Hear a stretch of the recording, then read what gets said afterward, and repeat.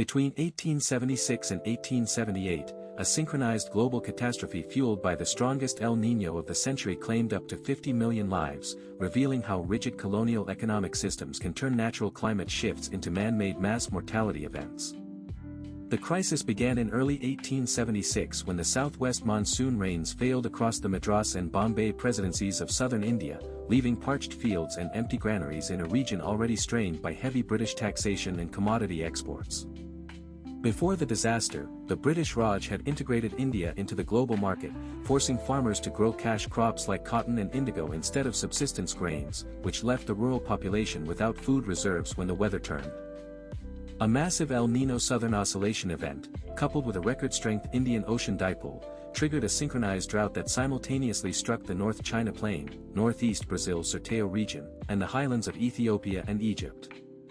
By mid-1876, the drought's geographic scope was unprecedented, encircling the tropical world and causing the Nile floods to fail while the Qin dynasty's treasury, depleted by the Taiping Rebellion, struggled to provide relief to northern China. As the drought intensified in 1877, global grain prices skyrocketed, yet Viceroy Lord Lytton insisted on a strict laissez-faire policy, refusing to intervene in the markets or stop the export of 320,000 tons of wheat to London. British officials like Sir Richard Templ viewed the famine through a Malthusian lens, arguing that providing too much relief would create dependency, leading to the Anti-Charitable Contributions Act of 1877 which prohibited private life-saving food donations.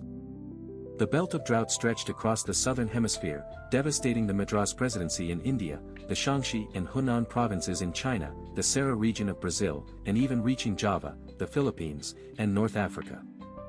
On January 1, 1877, while 100,000 Indians died of hunger every month, Lord Lytton hosted the Delhi Durbar, a week-long lavish feast for 68,000 officials to proclaim Queen Victoria as Empress of India, costing millions in modern currency.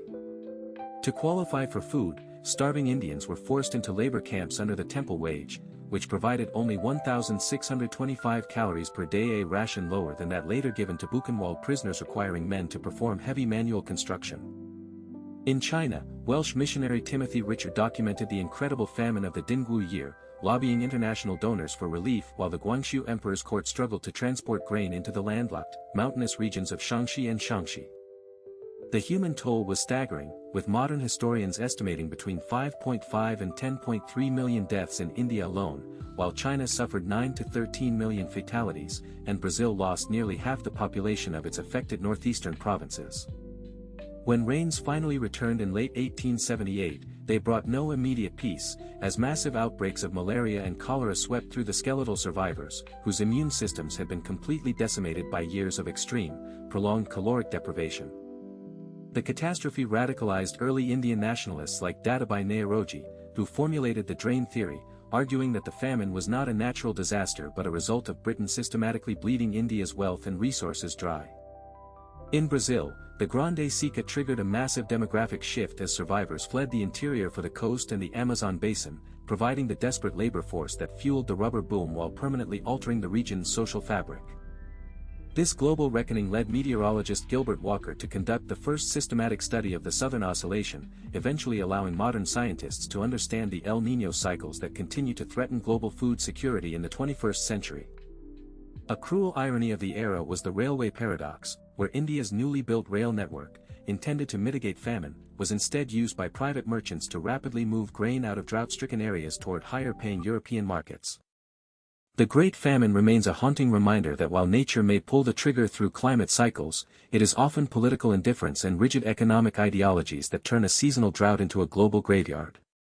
In Brazil, Emperor Dom Pedro II famously pledged to sell the crown jewels to stop the suffering in Serra, but despite his symbolic gesture, the lack of infrastructure meant that effective relief never reached the starving millions.